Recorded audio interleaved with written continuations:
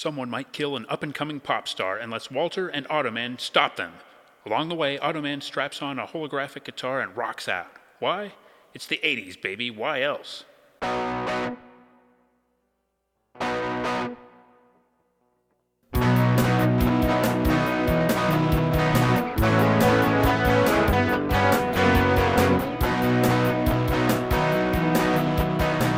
Battle of the Network shows. Join Rick Brooks and Mike Kogel as they explore the TV of the 70s and 80s through hand-picked episodes of their favorite and not-so-favorite series.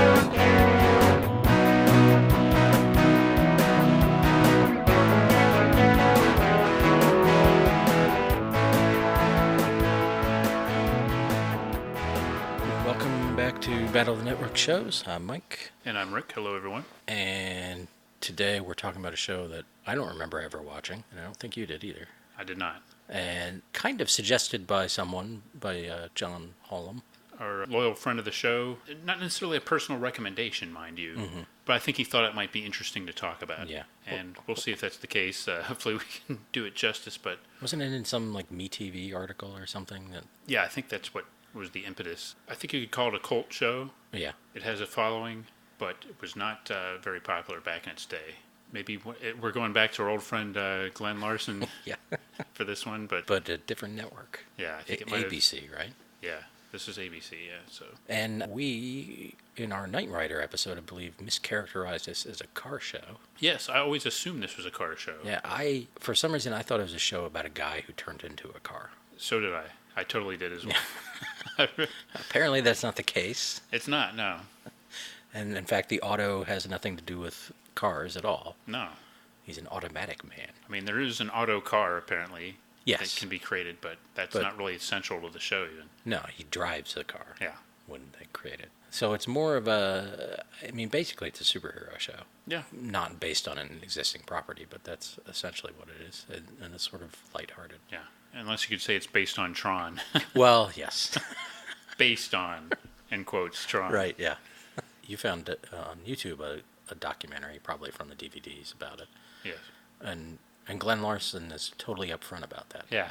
He's like, well, these guys who'd worked on Tron came to me, and I didn't really like Tron, but Right. I saw some potential. Yeah.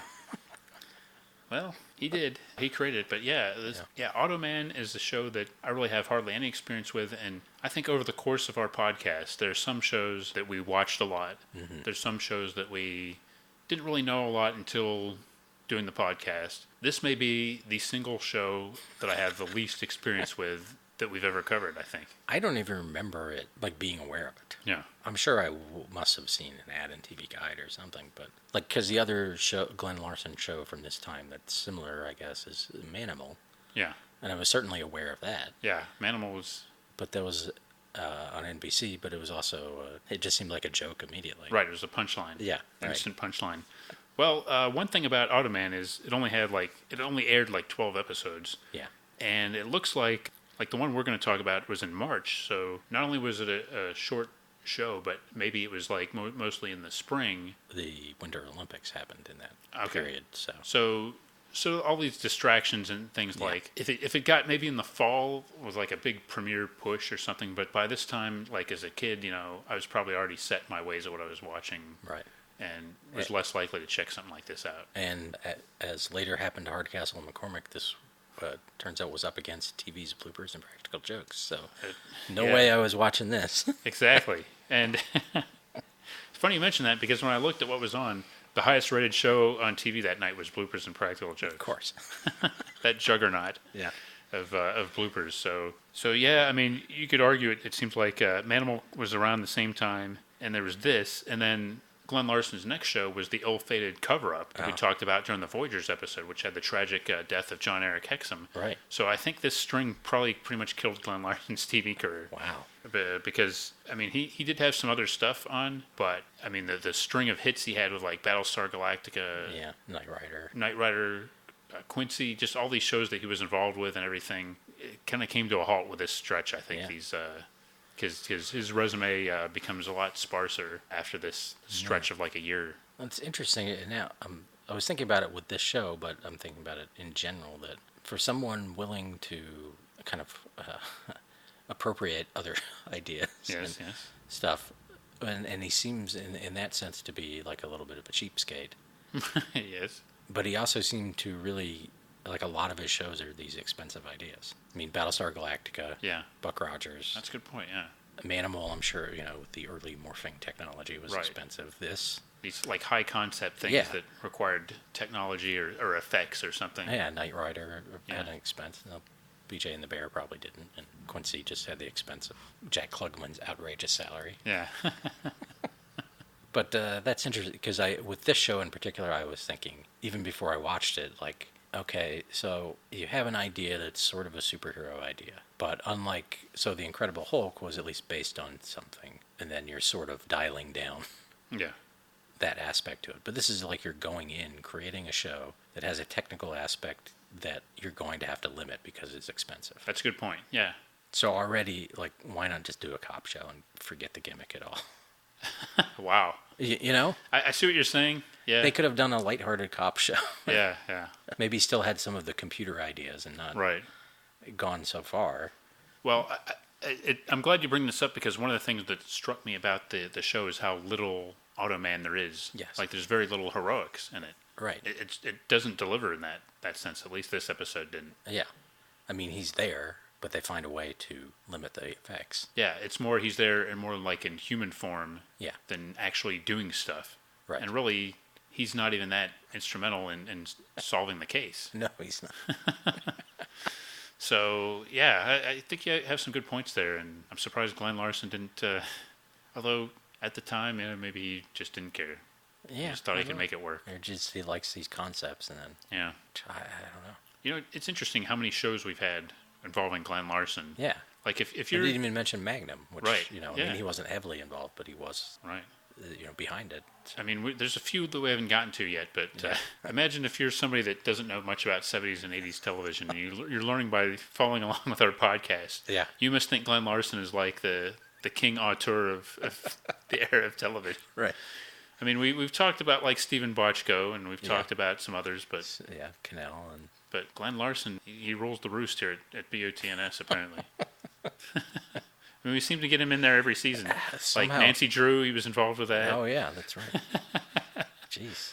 I feel like even if we don't try, he somehow ends up involved. Yeah, we didn't... This is a listener-suggested show. We didn't even... Yeah. We weren't trying to fill our requisite Glenn Larson slot. No. Although we know we'll talk about... Quincy is on the short list. Oh, we got to get to Quincy eventually. Yeah. But you know what? I'm glad we kind of explored this a little bit because it was definitely a hole in my TV knowledge. And it was good to kind of explore this on a limited basis, at least. Yeah. And, Automan. Right. It's helpful that after the theme song that they did explain the entire show to us. Yeah, they did. Because I didn't really know what was going on from the theme song. Right. Which is just a song that Glenn Larson did not write. Yeah. So right off the bat, there's something wrong there. He's distancing himself a little bit, it seems like. Right. And yet he didn't have a co-creator. So yeah. He was willing to take full credit, but not bother with the song. Right. That's very unusual. Distracted by something. Maybe distracted by Manimal. Yes. Manimal probably took more time. Yeah, I think we're going to have to wait a few seasons to get into Manimal. I don't know if I'm ready for that yet. I'd rather just get into clips of Letterman making fun of Manimal. Yeah. Yes. Let me see if I have this straight. And this is our second week in a row of dealing with holograms also, after Gem and the holograms. Yeah, holograms were huge in the 80s. Yes. Making a comeback now, but really in the 80s, man, couldn't beat a hologram. Yeah. So there's a cop named Walter Nibiker. Actually, I believe it's Nebusher. Is it? Which I know the head police guy is always calling him that, but yeah. But is it Nebuchadnezzar or Nebusher? I think it's Nebuchadnezzar, and he's getting it wrong. Okay.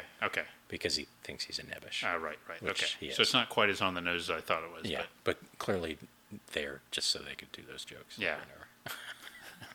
And he's played by Desi Arnaz Jr. Mm-hmm. So he's like a computer cop, but he wants to be on the street, but his boss won't let him be on the street. And something about in that documentary they said he's like designs video games on the side, and he designs this guy, and then who's like based on James Bond and stuff, and he's learns from the whatever, not the internet, but whatever was out there at the time, and somehow turns him into hologram form. Yeah.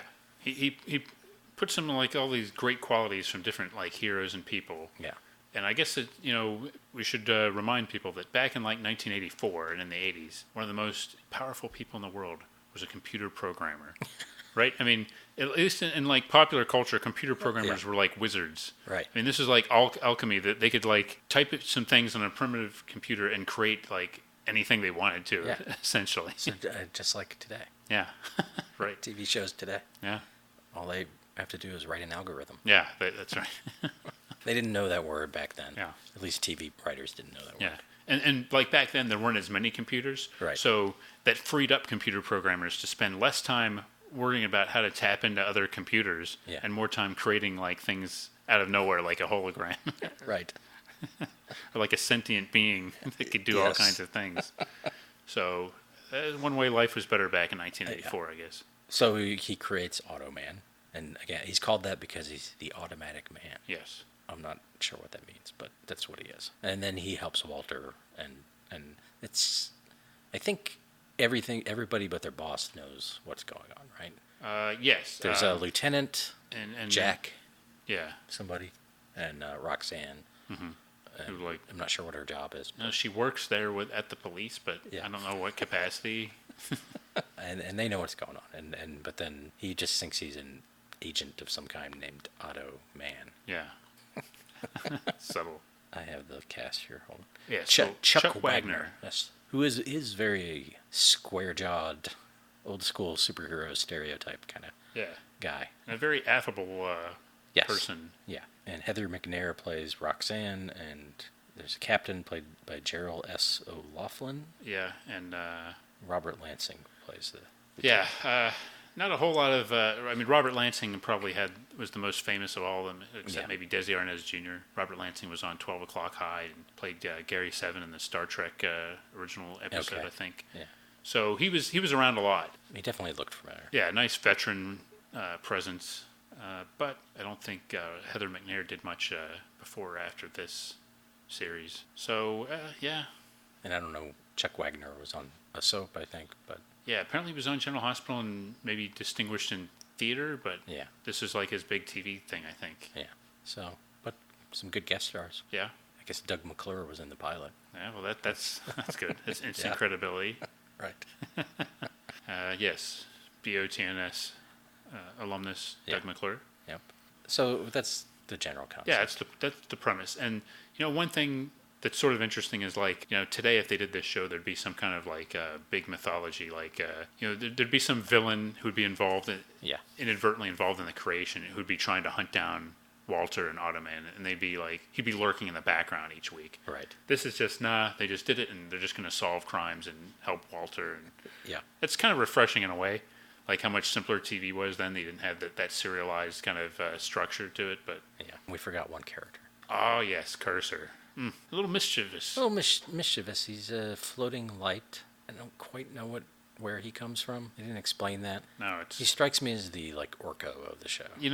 That's exactly what I was thinking. I totally agree. And for better or worse. But in the better category, I guess he's part of the program or whatever. And like when Automan needs an object, a holographic object. These are of course solid holograms. Which maybe that's a thing. I don't know. But I mean, because if he makes a car, that they can sit in the car. Right. So Cursor will do a thing, and they animate it, and you see the grid of the shape, and then it appears. He also apparently is into blondes. Oh yeah, he is. It's just some weird aspect of the programming because Walter's into blondes. Yeah. Yeah, that's kind of interesting. I don't know. I mean saying he. I don't know. Yeah. I mean, really, it's an it. Yeah. So Cursor's behavior, and there's that shot in the credits. Yeah. Isn't in the opening credits where he's like a heart around it. There's a buxom blonde that he's basically assaulting. Cursor is. Oh, yeah. And then something like he does a heart around a calendar or something. Yeah. I mean, and holograms were big in the 80s, but so was neon. And it does look kind of cool. Like some of the little cursor effects look and they're visually interesting. The, the Automan suit thing looks pretty cool. Mm-hmm. It seems like it's a really complicated effect. And, And apparently these are really expensive to make. Yeah, and Tron was like a Disney live action movie that was like maybe a couple of years earlier, 1982 or something like that. Around that, yeah. I was never into Tron. I didn't see it really until the years after. Like, I may have had a Tron toy or a Tron comic book, but Yeah. I would get anything, that I could get my hands on. So, but I don't remember seeing the movie in the theaters or anything like that. I saw it in the theater, and I remember the arcade game, which was like really difficult. All arcade games are difficult for me, but but then I don't remember quite understanding the movie, and then I saw it. I've watched it since as an adult, and I saw the sequel or whatever that was, and it just doesn't quite do it for me. I mean, it's visually interesting. Yeah, same here. I just saw the original and just didn't get into it. But I could see if like you're really into gaming or computers, that it probably is interesting. Now in that case, like that makes more sense than Automan to a point, in that everything's happening inside the computer. Yeah. So the holographic things, whatever, the world is following different rules. Yeah. And granted, actual human beings, somehow get scanned into the computer, but It's kind of like that Spider-Man and His Amazing Friends episode that we were talking about with the Game Master. Where, kind of a similar thing. So, I mean, the whole concept of living video games was kind of a thing back then. Yeah.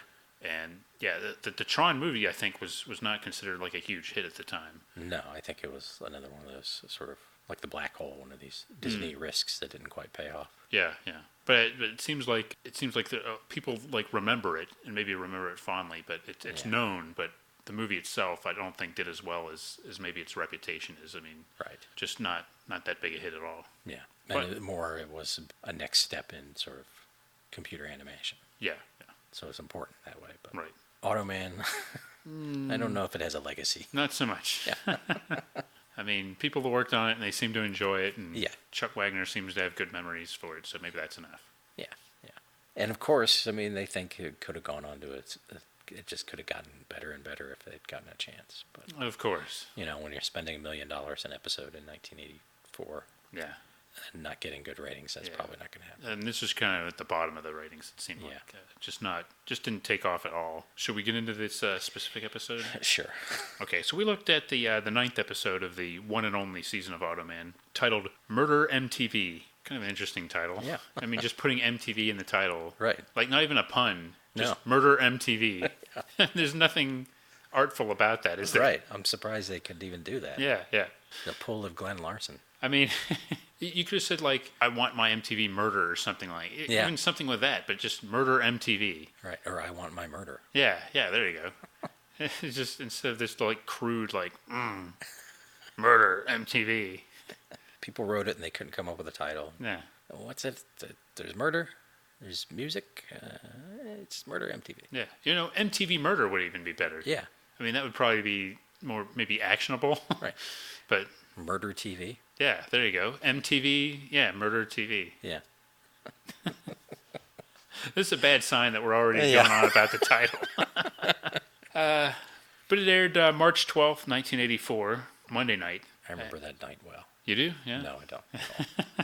So ABC had Automan and then followed by a TV movie, Why Me? Why Me, indeed. Yeah, kind of undistinguished TV movie. Then NBC had, as we mentioned, bloopers and practical jokes leading off the night. And then a original TV movie called Her Life as a Man. And this was not necessarily as sensationalistic as it sounds. Yeah. This is one of those movies where a woman goes undercover to expose sexism. Like in this case, I think she wanted like sports reporting or something. Okay. And I saw like picture like artwork with Joan Collins, but Joan Collins seemed to be like have a minor role in it. Huh. She was not the one that went undercover and experienced life as a man. Who did? Can't remember the actress name, but Joan Collins was who they sold it in the ads, but not the main character apparently. Her Life as a Man? Yes, Her Life as a Man, 1984. Robin Douglas. Yeah. Well, she was in Galactica 1980. Okay, well. And Houston Nights. Houston Nights. She's on an episode of Stingray. I believe Houston Nights has come up before, like in some TV listings or something when we've talked about these. A couple, nothing really jumping out there. Well, but Mark Singer was in it. The great Mark Singer from V. V and The Beastmaster. Yes. Lorraine Newman from SNL. Bob Culp. Okay. One of our favorites. Joan Collins. And I'm guessing Bob Culp was a sexist character. Yeah. This is funny that the picture has Joan Collins, and then I was like, and this weird looking dude, and then I realized it's Yeah. Well, we'll have to get the crack research team to see if we can find out some more information about this movie. But to land a sports writing job on a national magazine run by a chauvinistic editor, an aspiring female reporter convincingly disguises herself as a man to get the inside story. This is something else that was big in the 80s. But is Joan Collins the chauvinistic editor? Oh, that would be an interesting twist. Oh. I was assuming it was Robert Culp, but... Here's a European poster. Ooh la la. You know what that means. Yeah. It is a much more, let's say... Ooh, more suggestive. Yes, much more suggestive. That totally... That poster does not evoke that... that tagline or that description at all. Definitely a Germanic language, but I don't think it's German. Maybe it's Dutch. Oh, there's another one. Same poster, though. I think that's Norwegian, maybe. Okay. Well, let's get back to Automan. Yeah.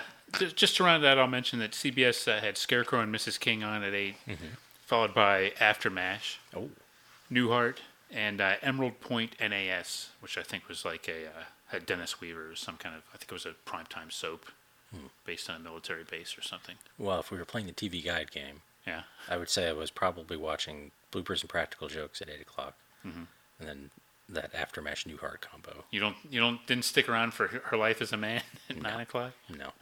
And then I was probably went to bed.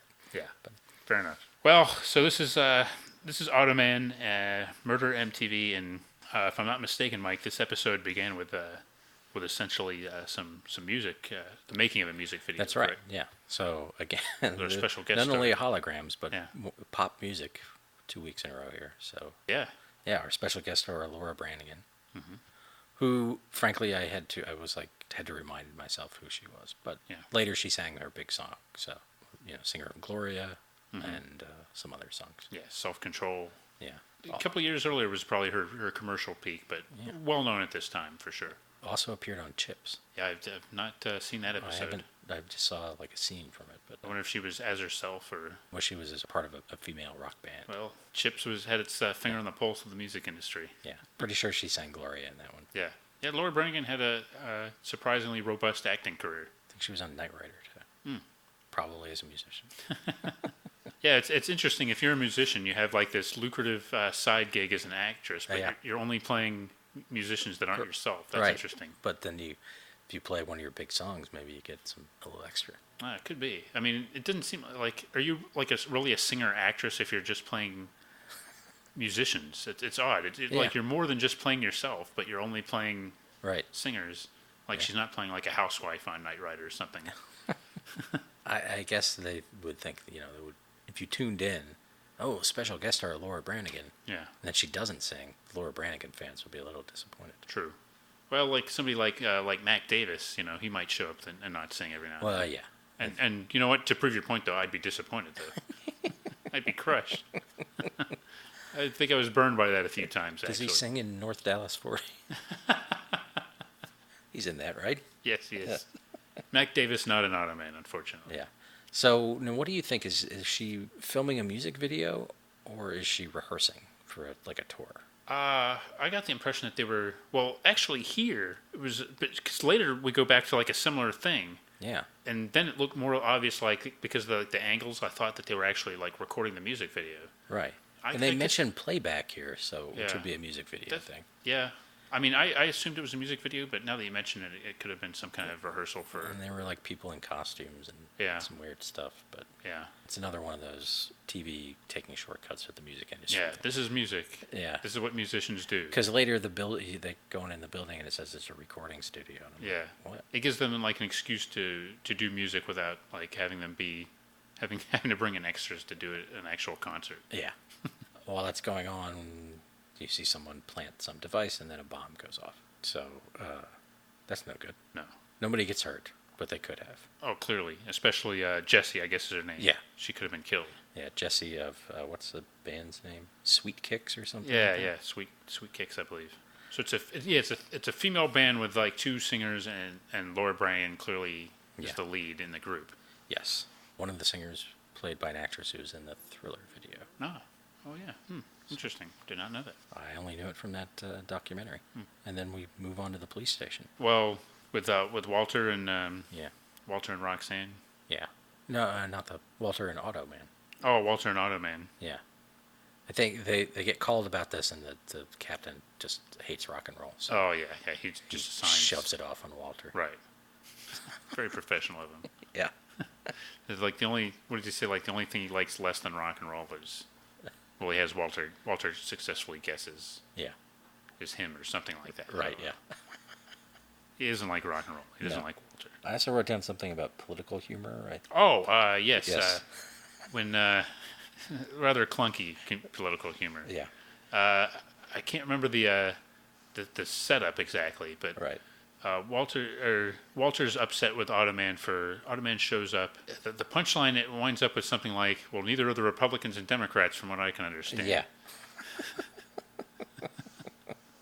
Something about like being organized or something. yeah, being able to get something done or being able to work together or something like that. Yeah. And it was pretty it was a bit of a clunker. But they go to the studio place and investigate and find out that the bomb was actually triggered by a certain pitch in the music.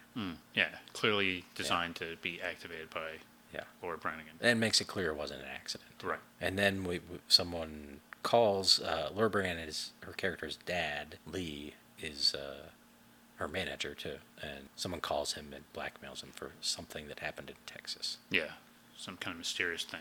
And then Lee goes and visits a mobster who's an old buddy. Again, a little bit mysterious, but he needs some help. But he doesn't want anybody hurt. Right. He just wants people protected. Yeah, which is what you generally go to organized crime for Right. benign protective services Yes. where nobody gets hurt. Yeah, it is going to work out fine. Yeah, these guys are professionals. They know how to take care of me without hurting anybody else. Yeah. And one thing I was thought was weird was like IMDb, I believe, called the father character Sid. Like, yet he's clearly Lee. Like every time, and they say his name like 100 times in this too. Yeah. Like they even refer to him as Lee. I guess because he's got the same name as his daughter, maybe. But like all the law enforcement, everybody seems to be referring to him as Lee most of the time. So you're right. Sid Cole. Yeah. Okay. But he needs to correct that. Yeah. Not us. No.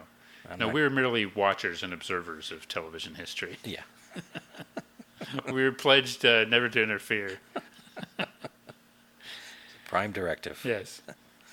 So, and then we have a scene where at Walter's apartment, Oh, yeah. Okay. he and Roxanne have had this nice meal that he supposedly cooked and, of course, didn't. Yeah. Cheater. Now, that joke was not the joke I thought it would be. I thought he was going to go in the kitchen and Automan would be like in a chef outfit. Yeah. But it That would turns be out good. he just had bags. He had bought it somewhere. Yeah. I guess he maybe made the cake. I don't know. Yeah, it seemed like he had made the cake. Yeah. But not all of it, I guess, though. He, like, made a cake but didn't put the icing on it or something, or didn't decorate it. No, it was already. Was it? I thought Cursor just redecorated Oh, it. so Cursor just was in there, because I thought he was asking Cursor to decorate it. Maybe he was. But you think, you're saying, like, Cursor just went in and changed it? Or, Yeah, because he also changed the cake. Right. He changed the entire physical properties of the cake. Right. Well, I know there was nothing on the... That Cursor's something else. Well, there was nothing on the cake to begin with. Okay. Like, there was no writing on it. Okay, to begin with. maybe he asked him to So decorate it. you may be right, but for whatever the reason, there's something missing on that cake. I think you're right. Yeah. Okay. So, and Cursor, because he went from a round cake into a rectangular sheet cake, total with white icing instead of this weird, gross brown icing. Yeah. Not chocolate. It was just like a Gross brown icing. but it was like a like a beige or something, Yeah. Yes. Yeah. which indicates that Walter made it himself. Yeah. I think you're right. He couldn't quite mix the colors right. No, and I think Cursor clearly needed a bigger canvas for his handiwork. But of course, Cursor was making it all about him and flirting with Roxanne. Yeah.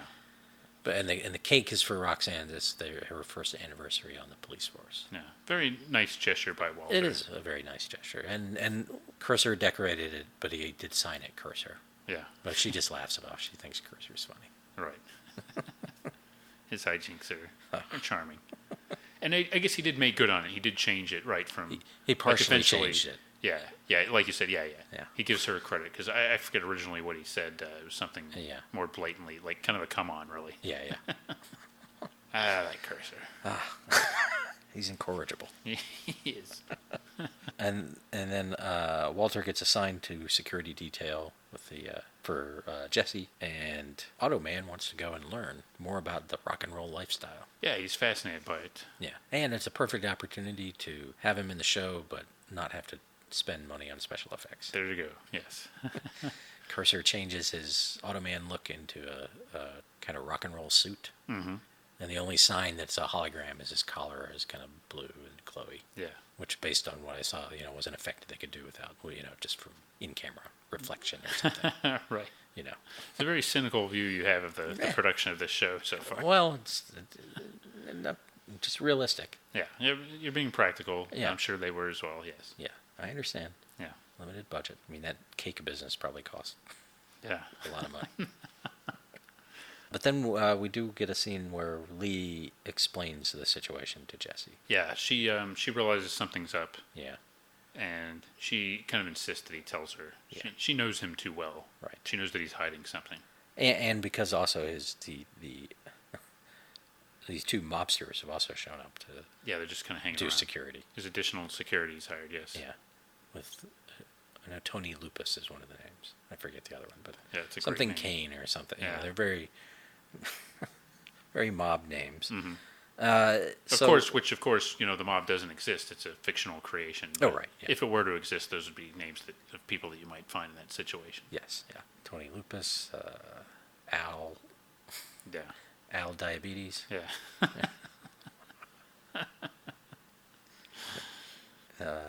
Mario Sickle Cell. Yeah. Okay. The notorious sickle cell family. Yes. The Northeast.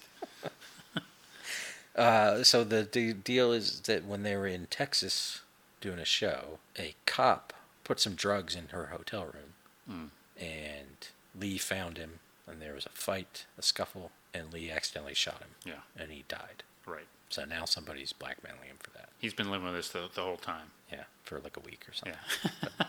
At least. Yeah. Been tearing him away, tearing him up. Right. So at least we know what's going on now. He doesn't tell the cops, of course, because, it's understandable. They'd never believe him. That's right. That's what everybody says in this situation. Oh, why don't you just go to the authorities? Oh, they'd never believe me.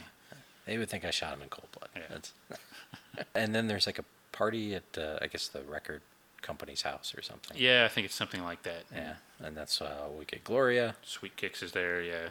And very spirited performance. And then Lee gets a phone call and the guitar player is canceled. Yeah, I do, if I may, I do want to point out a Automan quote that I enjoyed. Oh, yeah. Where earlier he's getting down to Sweet Kicks music. And, well, I think Walter is like, kind of saying, well, why thinks he should be more on the job. Yeah. And Automan, in his defense, he says, you don't have to be human to want to get down and boogie. And of course, he says that in kind of like a vaguely like square, like stiff kind of way. Yeah. And, haha. I want to think he was quoting Tweaky. I think he was. Yeah. I think he was. Going back into the Glenn Larson. Yeah. Yep. That may have been exactly what he said. Yeah. He didn't say he don't have to be human, but he did say the thing about get down and boogie. Yeah. Of course, that was like 5 years earlier. Right. 1984. That's another one of Glenn Larson's great attributes. He would keep a list of good lines from other shows that he made, and that's right. If we need to reuse them, he had like an early database. Yeah. So we need something about boogieing. Yeah. Search boogie. Yeah. Well, waste not, want not. Yeah. So yes, we do get Gloria, which was her big hit, and get a little performance of that. And yeah, as you were saying, the guitar player. This is really the most important part of the whole show. Yeah, it is. You're right. You're totally right. The guitar player cancels on yes, them. and they're like, well, we're just gonna have to soldier on without it, or use some playback or something. And, yeah. But then Automan sees an opportunity, and he gets Cursor to make him an electric guitar, and he just steps right in. Now, he never plugs in this electric guitar. He does not. No. Also looks a little bit like it's made out of plastic, which there are plastic guitars, but and it's got some of the blue glowy stuff on it. so we know that it's a hologram guitar. Right. And probably everyone else. Ooh, cool. You got a glowy guitar. Yeah, it did have a pretty cool look to it. Yeah. Yeah, they make glow-in-the-dark strings these days. Oh, yeah? Yeah. Someone saw that episode. Cow. There's an idea. Business opportunity. Yeah. You know, but he plays along. Now, of course, I had to watch his hands and see if I could figure out if he was really playing. I'm looking forward to your report on this. Please enlighten us. It's a little vague. Yeah. Now, because for a lot of it, he just seems to be hanging out, like, in the same spot and moving his fingers around. Mm-hmm. But then there was, like, a chord change, and he did move his hands up the neck and seemed to be playing something close to a chord shape. But I couldn't figure out if it matched because I don't know if, you know, since we were watching it in a vaguely weird way, it might not have been playing an actual, like a weird speed. So hard to tell. Definitely there was a shot of him shredding. It was clearly like an insert, you know, of a real guitar player. Right. But, you know, I'll give him credit. He tried to make it look okay. Yeah. It was more believable than the fact that he wasn't plugged into anything. Yeah. I kind of enjoyed his sort of nonchalant demeanor as he was playing it too. Yeah. Like, sort of like having fun, but like just sort of taking it seriously, like that kind of weird mix. Yeah. So that was fun. Yeah. But then, meanwhile, the Tony Lupus and the other guy they see somebody watching the stuff going on, and they chase him. Now they try to roust him. It turns out it's the lieutenant. But there's sort of a car chase, and then we get to see the auto car. That's a weird thing to say, the auto car. Yes. But the hologram car, which is some sort of Lamborghini, and its main feature seems to be that it can take like 90-degree turns and go really fast. Yeah, yeah. That's right. Yeah. Defy the laws of physics. Which are, you know, pretty interesting attributes, to be fair. But yeah. So Automan and Walter follow, but the lieutenant wrecks his car. Kind of gets banged up a little bit. Yeah, so those guys find out he's a cop. So they think he's like one of the ones, you know, maybe the blackmailer. Yeah. And which is kind of amusing, I thought. Yeah. Because when they get out, they see his badge. Oh, I guess it's the wrong guy. Yeah. And they just kind of leave him there. Yeah. Like he says, like, "Sorry, pal, no hard feelings." Just walks, and they go off. So that's why they're professionals. You know, they just you know. Professional courtesy, you just leave them there and just don't make a big deal out of it, move on, and get back to work. Yeah. Kind of admire Tony Lupus for his attitude there. He's a pro. Yeah. We find out through some research by the police and Automan that the Lee had been involved in like a payola scandal. Mm. And that's why this mobster dude owes him a favor. I don't know, he took the hit or something. Yeah, makes sense though. Yeah. Not a surprise that they would work payola in here somehow. No.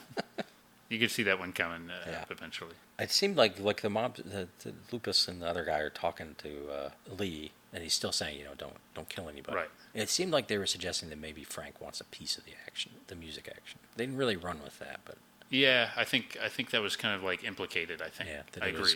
I got that impression too. Kind of thing. Yeah. Yeah. That there would be, even though it was supposed to be like the return of a favor, that there was going to be some quid pro quo for this. Yeah. And then there's a ransom drop, and that did not work out well for Tony Lupus. No. They chase this guy on a motorcycle, and he ends up like firing an Uzi at them. One of them gets shot and falls out of the car, and the other guy drives off a cliff. Yeah. Good old 80s TV. Yeah. Exploding car. And always a cliff nearby. Yeah.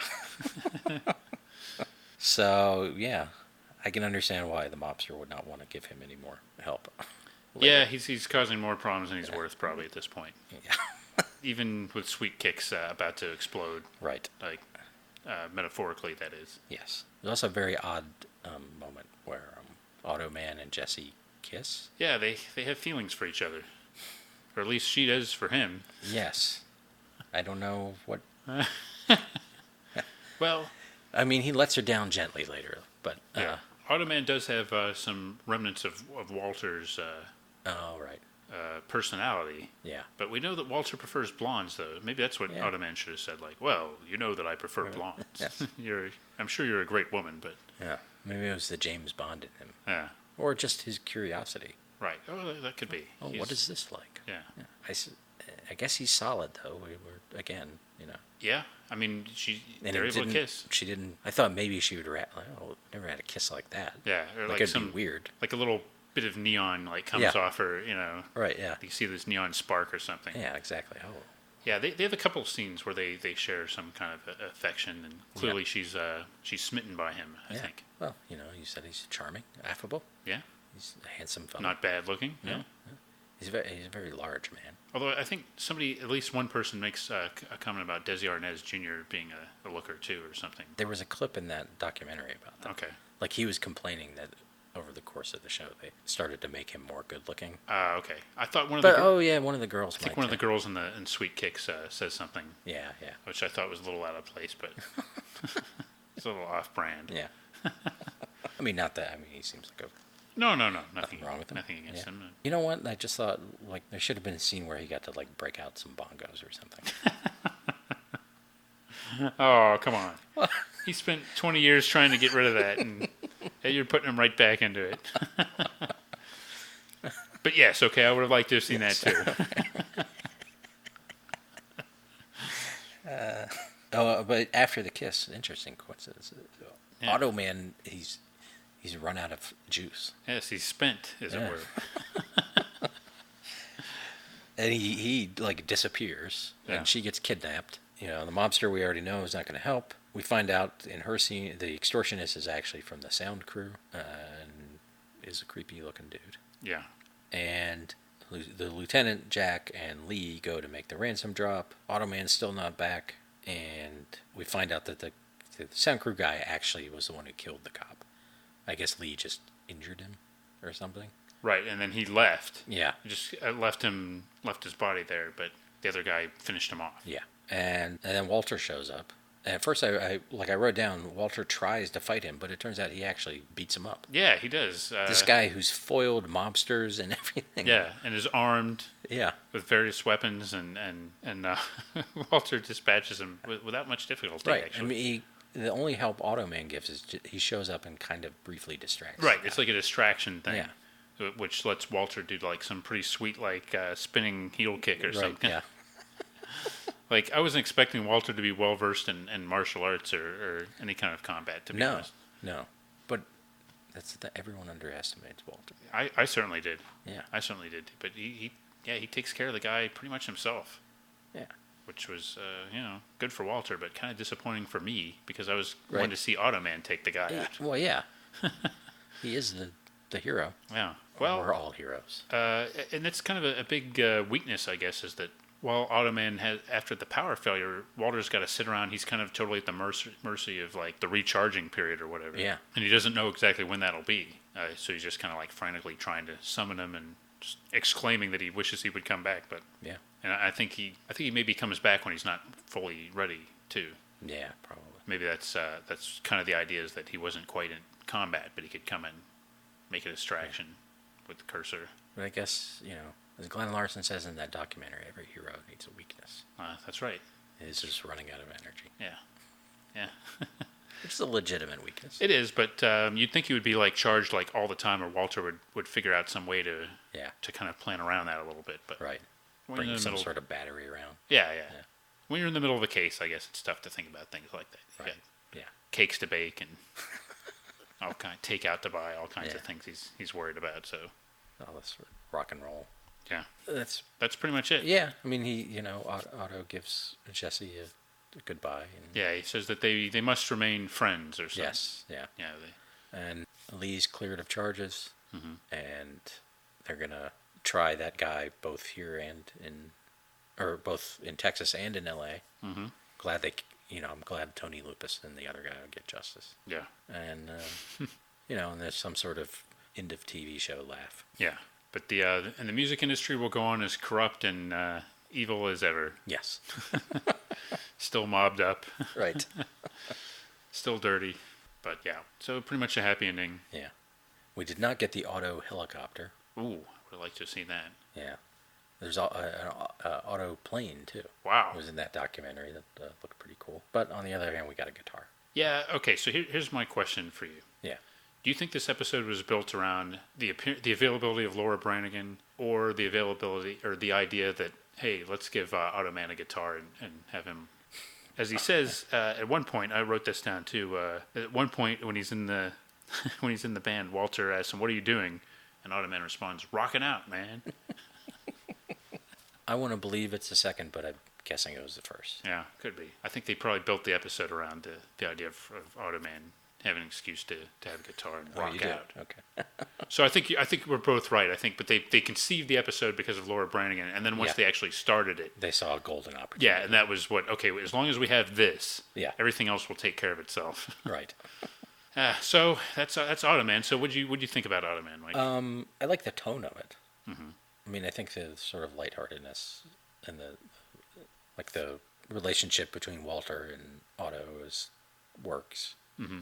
You know, it's fun that way. Yeah. That's about all That's fair enough. No, I think it's, it was much, obviously I didn't think it was, or I thought it was a totally different show. Yeah. Going in, but, so I would say it was maybe, it exceeded my expectations. Mm-hmm. Not just because it was totally different than I thought, but right. It was kind of fun, but yeah. I don't know that I'm going to be running out to see more episodes. No, it's cool that it's on DVD though. Yeah. I like anytime there's like anything that only made like 12 or I guess there's a 13th unaired episode or something. Yeah. I always like these getting an opportunity to be shown somewhere else, and I think maybe this was on like Sci-Fi at one point, and it's been around, but I like these kind of obscurities. But I kind of agree with you. I didn't get really much of a sense of the characters. I mean, other than the gimmick itself. Yeah. To me, the show seemed all gimmick, not so much like interesting characters or cast. Right. And the problem is the gimmick itself, as we've said, wasn't really utilized all that well in this episode. Yeah. And so really not enough to keep me coming back for more. If you're going to have a gimmick but not be able to embrace it a lot, mm-hmm. then you probably need to have interesting characters. Yes. So you're not distracted by the fact that you're not using the gimmick. Right. So like the Hulk worked in large part because Bill Bixby was so interesting. Yeah. Yeah. But now I like the Automan. Mm-hmm. Like I like that performance. I thought he was. Yeah. It was very entertaining. Right. But he's about the only one. Yeah. That you have a real sense of. Yeah. I mean, they gave a lot of time to Laura Branigan and her father actually. Yeah. Come to think true. of it, I mean that maybe that's some of it is they really got a lot of screen time. Yeah. If Walter got more like annoyed and frustrated with Automan's weirdness, that may be more entertaining. Yeah. You know. That's true. Yeah. He was a little bit annoyed. He like mild annoyance. Yeah. That quickly would evaporate. More just kind of like, why are you distracted by this? Yeah. Yeah. Like you said, why are you playing guitar? Yeah. Well, but that was great too because he just left in the middle of the song. Yeah. Right. So, what was your favorite Sweet Kick song? Was it the Hot Nights that they played a couple times, or Gloria? Well, I mean, Gloria's a pretty good song. Yeah. And there was another one too, I think. But yeah, probably Gloria. I don't know. But this is or did I already say that thing? But this music actually did sound a little bit similar to the Gem music. Mm. Or close in, I don't know what genre you would call it, like dance rock or something. Yeah. It's almost kind of like a synth, like and maybe her voice is in a similar range as the Gem singer, but you could see like Sweet Kicks like doing maybe being on a future Gem Jam with Gem and the Holograms. Yes. I think you're onto something there. There could have been a crossover there. Yeah. Amazingly, one of the only shows Laura Branigan was not on in the 80s was Gem and the Holograms. Right. Somehow she missed that. Yeah. She found out what scale for voice actors was. Yeah. Yeah, no. Yeah, not worth it. Yeah. That's Automan, and I think originally it came out on DVD overseas in the UK, and then Shout came out with it here. And see, probably in the UK, the fact that it's only 13 episodes. Yeah. Seems completely normal. They're like, whoa, 13 episodes. That's like 2 whole seasons. Yeah. This outrageous. Is great. What a great deal this is. And I'm not sure if Shout actually, if they maybe reuse, or if they use some of the same like PAL transfers that they might have used or not. I didn't watch this on the official Shout DVD, I will say. But yeah, good for Shout for putting it out though, and putting some extras. Oh, I think the extras were actually from the British set. Okay. Not from Shout Factory. Yeah. But they still exist. Oh. And I actually looked, when I looked at the official Shout Factory page for Automan, Yeah. it was like an announcement of it, and one of the people who commented below was Chuck Wagner, and he said, "Hey, something like, hey, thanks for keeping Automan alive," or something like that, which I thought that was very cool. Yeah, he seems like a very nice guy. Yeah, he does seem like a good guy. And apparently goes to cons and car shows. And, that's great. You know, if he wants to come on and talk about Automan, we'd love to have him. Right. If he wants to come on, you know what? Maybe we can talk a little bit about Automan, yeah. and then maybe some of his other favorite shows from the 70s and 80s. We don't need to spend the whole show talking about Automan. Right, yeah. I'm sure we could find plenty of other things to talk about. Well, he says in the documentary that he was a big superhero fan, so I think we could find stuff to talk about. I think so, yeah. Could he have played Captain America? I don't know about that, but you know who I could see him as is Captain Marvel. Oh, yeah, the original Captain Marvel. Yeah, like Shazam Captain Marvel. Yeah, the original Captain Marvel. Yeah. Yeah, I could see that. As Captain America? I would only say that because he's kind of blonde. But yeah, that's right. Yeah, I'm kind of, you know, as much as Reb Brown has defined the role for me, it's tough to think of anybody else in that role, but maybe. Yeah. I could see that. He definitely fits the mold of sort of casting of superheroes in that, both in animation and I think, you know, just because he's got that deep voice. Yeah. He's square-jawed and all that. He's square-jawed and kind of like maybe like some of those, like some of the Captain Marvels. He's beefy. He's not necessarily chiseled. No. He's more beefy. Yeah. Kind of more like a 1950s kind of superhero, more like the George Reeves kind of school of superhero physique. Yeah. So I think this was an interesting little side trip here. It was, yes, a side trip that hopefully we didn't go off a cliff with it like everybody I think it did on Automan every episode. But yeah, we enjoyed it. It was something different. And again, back to the world of Glenn Larson and one of ABC's failures for a change. So it's nice to kind of look at that, not pick on NBC. That's right. NBC was riding high with bloopers at this time. Yeah, they passed on this. Yeah. They went with Manimal. Right. Oops. I hope that's a true story. He went with them with two shows. He gave them their first pick because they've been in business together for so long. Right. So this one is about a man who turns into animals, and this one is about a guy who turns into a car. Yeah. And they're like, and as soon as he tried to explain Automan, then like, no. Right. We can't. Why is it called Automan? Yeah. Just. And then afterwards, he's like, I shouldn't have told him it was about a guy that turned into a car. Yeah. But I thought that's the only way they'd buy it. Well, I'm thinking that was their interpretation of it. Oh, right. And then he got into. Well, no, he's a guy. There's a computer like us struggling to explain this thing. Right. It had been explained to us. Right. He's like, listen, after the theme song, we'll have like 2 minutes of Automan narrating this so everyone understands. Yeah. Like, well, you know, we have Knight Rider in the A-Team, and you're supposed to explain the concept during the theme song. Yeah. Right. Right. This is different. I'm changing TV. Yeah. Yeah. Well, in the theme song that you wrote, don't you explain? Well, I didn't write the theme song. Whoa, what? Yeah. Wait. All right. Tell us about this Manimal show. Yeah. Well, a guy can turn into animals. Sold. Yeah. I think you're onto something there. Yeah. All right. That's Automan. It is. Yeah. And if you've got an idea for a future episode, go to our social media, Facebook page, anywhere, and let us know. Next season, we'd love to get some more ideas for what we might cover then. Hey, and before we go, I want to highlight something you've been doing on our website. Oh, yeah? battleofthenetworkshows.com. It's usually Sunday, right? Mm-hmm. Oh, posting a top 10 list. Yes. Yes. Thank you for mentioning that. Kind of things that are trending, things that are happening, hip, things in the world of the Battle of the Network shows universe and the 70s and 80s TV, kind of like just kind of a listing of things that might be of interest, relevant to what's going on. And I'm going to look up the one posted most recently as we're recording. And just yes, these could be actors, they could be TV shows, they could be characters, anything like that. So number one is All in the Family. Yes. The live in front of studio audience reaction of All in the Family was a smash for ABC Wednesday night. A recreation, sorry, I misread that. Jefferson's Ditto. The live stunt was a big success, but wouldn't one way to pay tribute to Norman Lear be to make sure his programs are available on streaming, uncut, and accessible for all? Some All in the Family is on Crackle, and The Jeffersons is on Starz, but I don't think either of those shows has ever been on Netflix, Hulu, or Prime Video. Yeah, I think it's one thing that for us, like, and if you're listening to this, you're interested in 70s and 80s television, I think it's a little mixed feelings in the sense of like, okay, it's good to celebrate these, but why do people like run from the old shows? You know, why do we have to bring old people basically or current actors essentially impersonating the original ones, why can't you just show the old material more often? Is what I would like to see.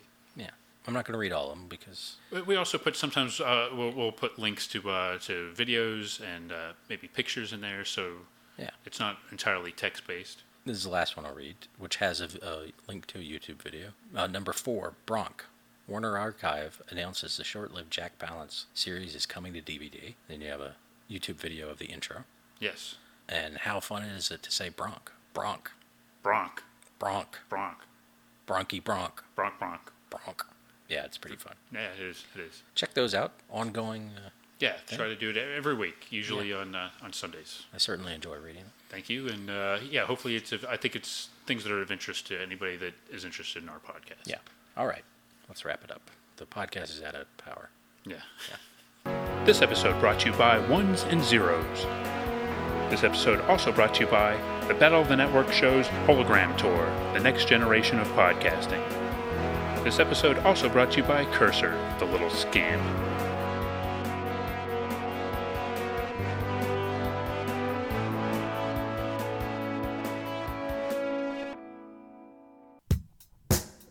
Join us next time for another exciting episode of Battle of the Network Shows.